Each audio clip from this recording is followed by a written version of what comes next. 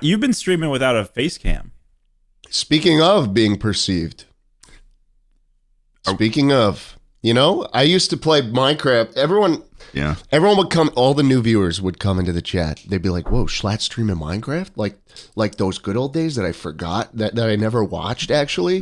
But I just knew he streamed it like 5 years ago." You calling They me come in out? and they're like, "Where's the face cam? Turn on your camera.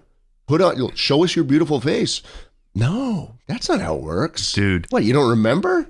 What is this? No, fuck no, I'm not turning on my face cam. I have drank from the water of life. It's the gift that keeps on giving. I have drank from the water of life that is the no face cam streams, and I don't think I'm ever going to do face cam streams when it comes to Minecraft. It's just so much fucking better. And Tucker can't do it because he's not a big enough streamer. I know. I'm sitting here thinking that right now. I'm like, damn, dude, that does sound good. Because I know you're like back here just like... Oh, yeah, absolutely. You're just in the ugliest I'll tell you position exactly what I'm possible. doing. I'm like this. It's right up in my face. And I'm like... Yep. And I like have something... And you don't have to worry. And when I'm drinking the beer to do like the slurp thing, I'm like...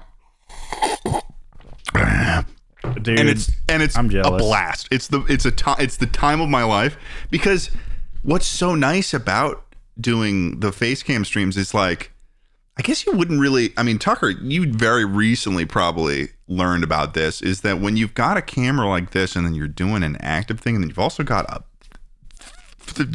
enough people to fill an auditorium on your right, just like talking, it's a lot. It's a lot to focus on all at once. And like having the camera on you, it's like you can like start to forget about the fact that you're being perceived, and then all of a sudden you like look over and you're like, you're like this on camera. And having the no face cam, it's like I feel like it's easier to think of fucking bits on the fly. Of course, it's 100%. like I feel like I'm just more in tune with everything. It's almost meditation.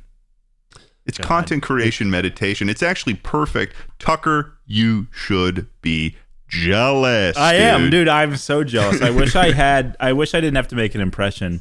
But I mean, I enjoy it, and I know people like it, so it's good to like. Oh, they would scream if they didn't get to see it. So for our Tucker lovers that haven't become Tucker watchers on his stream, fuck you if you haven't. That little candy dispenser in Tucker's background, he just filled that up. That's sort of like his part of his brand now.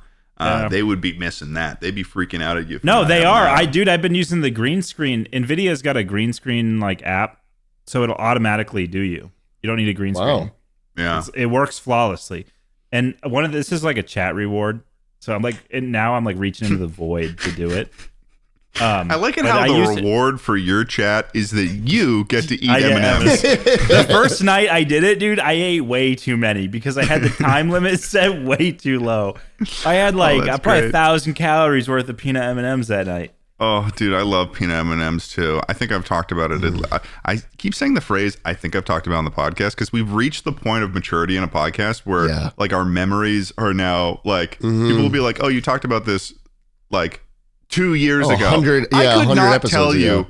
Let's be honest, viewers and listeners. We don't know what we said last week on the podcast. Yeah. Could not remember. I have to look at the chapters that Tucker's wife, the editor, makes for the podcast to remember what the topics were that we talked about, so I can make a title for the podcast, because that's how quickly I forget what we fucking talked about. But what I was going to say originally, before I went on my couple tangents, was that there's a very special relationship from the time that I worked at Staples, peanut M&Ms, and the relationship of how I obtained those M&Ms, because there was a bit of theft in a video game. That peanut M&Ms at Staples were like in the like non-manager. It was my way of fighting back against the system. In the non-manager employees, because we had like 8 managers. There was tons of managers. Gray shirts. That's gray shirts. And they were sweaty. Out of all the non-gray shirts, peanut M&Ms were like a known kind of acceptable thing to steal. Yeah, everybody was stealing. And if they weren't stealing it, they had an extra large Dunkin' Donuts cup up front that was full of Diet Coke and liquor.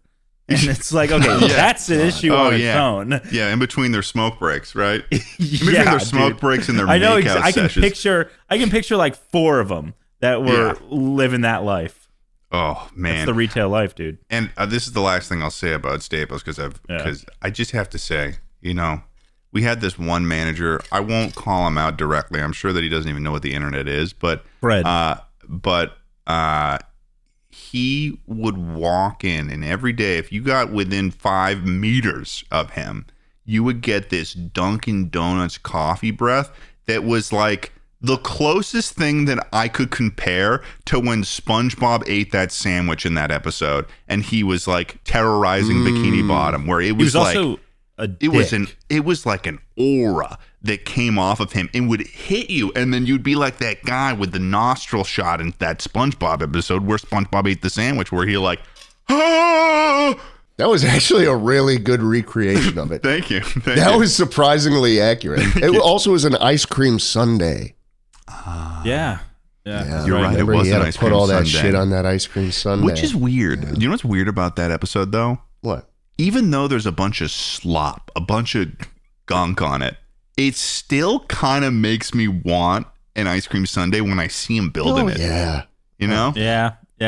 Do you remember building an ice cream sundae as a kid? Absolutely a childhood specific experience. No Yeah, one like else. you got No the adult cherries, has you had that the much. whipped Has that many tools for ice cream creation. Like that's not like an adult thing to have. Dude, as an adult, if I want to make an ice cream sundae, I go get like the low fat like gelato shit that we bought, and I'm like, oh, okay, some Halo top. Yes, this will do. Yeah, some Halo. Halo top that's like just basically it's like the LaCroix, the LaCroix of ice cream. It just tastes like ice chips and that notion of a flavor. The sugar-free chocolate syrup. My wife will be like, "No, it's so good." It's terrible. It's like role-playing ice cream. It's like LaCroix trying to be a soda. It ain't it. I'll tell you one of my shameful delights. That's what I'm gonna call it. Guilty pleasures? No, I'm gonna start calling it shameful delights. Okay. I feel like it's even smoother. And this is like I might actually like open myself up to criticism here, but I'm okay with it. I like Easy Cheese. That's a Ted snack right there. That's okay. I like Easy Cheese. No, it's not. I like Easy Cheese, and I like putting it on a Ritz cracker, or go an extra step further if you want a little dust on your fingers, chicken and a biscuit. Easy Cheese is gross. Dude, it's so I like Kraft singles.